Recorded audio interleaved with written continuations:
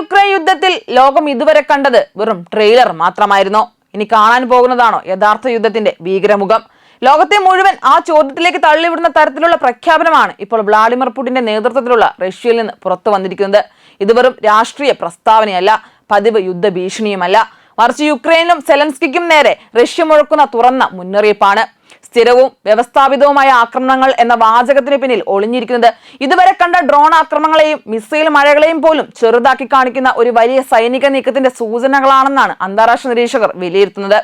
ഇതിനോടകം തന്നെ യുക്രൈനിൽ സൈറൺ ശബ്ദങ്ങൾ പതിവായി കഴിഞ്ഞെങ്കിലും ഇനി യുദ്ധം നഗരത്തിന്റെ ഹൃദയത്തിലേക്ക് കടക്കാനിരിക്കുകയാണോ എന്ന ആശങ്കയാണ് ഉയരുന്നത്. വിദേശ പൗരന്മാർ ഉടൻ നഗരം വിടണമെന്ന റഷ്യയുടെ നിർദ്ദേശം പോലും വരാനിരിക്കുന്ന ദിവസങ്ങൾ എത്രത്തോളം അപകടകരമാകാമെന്നതിന്റെ വ്യക്തമായ സൂചനയായിട്ടാണ് കാണപ്പെടുന്നത്.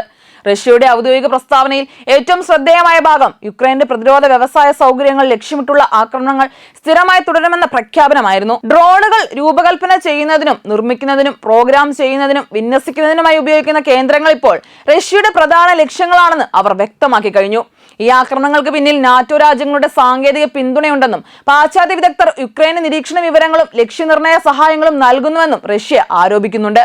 ഇതിലൂടെ യുദ്ധം ഇനി വെറും റഷ്യ യുക്രൈൻ സംഘർഷമല്ലെന്നും പാശ്ചാത്യ ശക്തികളും പരോക്ഷമായ യുദ്ധത്തിന്റെ ഭാഗമാണെന്നുമുള്ള സന്ദേശമാണ് റഷ്യ ലോകത്തിനു മുന്നിൽ വെക്കാൻ ശ്രമിക്കുന്നത്. ഈ മുന്നറിയിപ്പിന്റെ സമയവും ഏറെ നിർണായകമാണ്. അടുത്തിടെ റഷ്യൻ നിയന്ത്രണത്തിലുള്ള സ്റ്റാറോബിൽസ്ക് മേഖലയിൽ നടന്ന യുക്രൈന്റെ ഡ്രോൺ ആക്രമണത്തിൽ നിരവധി പേർ കൊല്ലപ്പെട്ടതായാണ് റിപ്പോർട്ടുകൾ പുറത്തുവരുന്നത്. അതിന് പിന്നാലെയാണ് റഷ്യ ശക്തമായ പ്രതികരണ ഭീഷണിയുമായി രംഗത്തെത്തിയത്. കഴിഞ്ഞ മാസങ്ങളിലായി യുക്രൈൻ ഡ്രോൺ യുദ്ധത്തിൽ ശ്രദ്ധേയമായ പുരോഗതി കൈവരിച്ചിരിക്കുകയാണ്.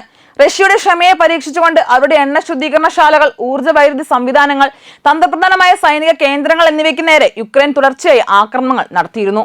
എന്നാൽ ഈ പ്രകോപനങ്ങൾക്ക് പകരമായി റഷ്യ ഇപ്പോൾ കൂടുതൽ ആക്രമണാത്മകവും നിർണായകവുമായ നിലപാടിലേക്ക് മാറിയിരിക്കുകയാണ്. തങ്ങളുടെ പരമാധികാരത്തിന് മേൽ തൊട്ടുകളിച്ചാൽ അതിന്റെ പ്രത്യാഘാതം എത്രത്തോളം കഠിനമായിരിക്കുമെന്ന് കാണിച്ചു കൊടുക്കുന്ന റഷ്യയുടെ യഥാർത്ഥ മറുപടിയാണ് ഇപ്പോൾ പുറത്തുവരുന്നത്.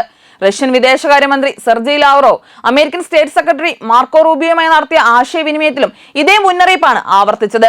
റഷ്യൻ പ്രദേശങ്ങളിലെ സാധാരണ ജനങ്ങളെയും സിവിലിയൻ അടിസ്ഥാന സൗകര്യങ്ങളെയും ലക്ഷ്യമിട്ടുള്ള യുക്രൈന്റെ ആക്രമണങ്ങൾക്ക് മറുപടിയായിട്ടാണ് യുക്രൈൻ തലസ്ഥാനമായ കീവിലെ സൈനിക ഭരണ കേന്ദ്രങ്ങൾക്കെതിരെ ആക്രമണം നടത്തുന്നതെന്ന് ലാവ്റോവ് വ്യക്തമാക്കി. അതായത് വരാനിരിക്കുന്ന ദിവസങ്ങളിൽ കീവിലെ സർക്കാർ കെട്ടിടങ്ങൾ, പ്രതിരോധ സംവിധാനങ്ങൾ, ഡ്രോൺ നിയന്ത്രണ കേന്ദ്രങ്ങൾ, സൈനിക ആസ്ഥാനങ്ങൾ എന്നിവയ്ക്ക് നേരെ കൂടുതൽ കൃത്യമായ മിസൈൽ ഡ്രോൺ ആക്രമണങ്ങൾ ഉണ്ടാകാൻ സാധ്യതയുണ്ടെന്നാണ് വിദഗ്ധരുടെ വിലയിരുത്തൽ. ഇതിനിടെ യുക്രൈനിൽ തുടരുന്ന വിദേശ പൗരന്മാർക്ക് റഷ്യ നൽകിയ മുന്നറിയിപ്പും ആഗോളതലത്തിൽ ആശങ്ക സൃഷ്ടിച്ചിട്ടുണ്ട്. നയതന്ത്ര ഉദ്യോഗസ്ഥർ, അന്താരാഷ്ട്ര സംഘടനകളിലെ ജീവനക്കാർ, വിദേശ പൗരന്മാർ എന്നിവർ സൈനിക കേന്ദ്രങ്ങൾക്കടുത്ത് പോകരുതെന്നും മുന്നറിയിപ്പുണ്ട്. യുദ്ധം ആരംഭിച്ച ശേഷമുള്ള ഏറ്റവും കടുത്ത ഭാഷയാണ് ഇപ്പോൾ റഷ്യ ഉപയോഗിക്കുന്നതെന്നതാണ് ശ്രദ്ധേയമായ കാര്യം. യുക്രൈൻ പ്രസിഡന്റ് വോളോഡിമിർ സെലൻസ്കി ഇതിനിടെ രാജ്യത്തിന്റെ വ്യോമ പ്രതിരോധ സംവിധാനങ്ങളിലെ കുറവുകൾ തുറന്നു പറഞ്ഞിരിക്കുകയാണ്. പ്രത്യേകിച്ച് ബാലിസ്റ്റിക് മിസൈൽ പ്രതിരോധ സംവിധാനങ്ങളുടെ ക്ഷാമം വലിയ വെല്ലുവിളിയാണെന്ന് അദ്ദേഹം സമ്മതിച്ചു കഴിഞ്ഞു. അമേരിക്ക ഇറാൻ സംഘർഷം രൂക്ഷമായതോടെ ആഗോളതലത്തിൽ ആന്റി ബാലിസ്റ്റിക് ആയുധങ്ങളുടെ ലഭ്യത കുറയുകയാണെന്നും അതിനാൽ യൂറോപ്യൻ രാജ്യങ്ങളുമായി ചേർന്ന് പുതിയ പ്രതിരോധ ഉൽപാദന പദ്ധതികൾ വേഗത്തിലാക്കുകയാണെന്നും സെലൻസ്കി വ്യക്തമാക്കി.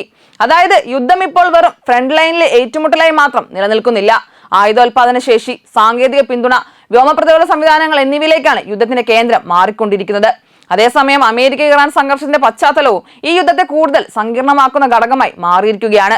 മിഡിൽ ഈസ്റ്റിലെ സംഘർഷങ്ങൾ കാരണം അമേരിക്കയുടെ സൈനിക വിഭവങ്ങളും ശ്രദ്ധയും വിഭജിക്കപ്പെടുന്നതായി ചില യൂറോപ്യൻ നിരീക്ഷകർ വിലയിരുത്തുന്നു. ഇതോടെ യുക്രൈന് ആവശ്യമായ ആയുധങ്ങളും വ്യോമ പ്രതിരോധ സംവിധാനങ്ങളും സമയബന്ധിതമായി ലഭിക്കുമോ എന്ന ആശങ്ക ഉയരുന്നുണ്ട്.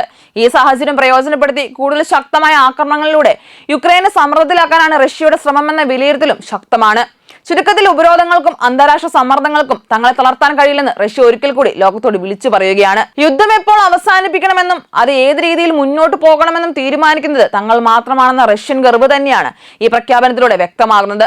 വരാനിരിക്കുന്ന ദിവസങ്ങളിൽ യുക്രൈനു മുകളിൽ റഷ്യൻ സൈന്യം അഴിച്ചുവിടാൻ പോകുന്ന ആ വ്യവസ്ഥാപിത ആക്രമണങ്ങൾ ഒരുപക്ഷെ യുക്രൈന്റെ ചരിത്രത്തെയും ലോക ഭൂപടത്തെയും തന്നെ മാറ്റിമറിച്ചേക്കാം.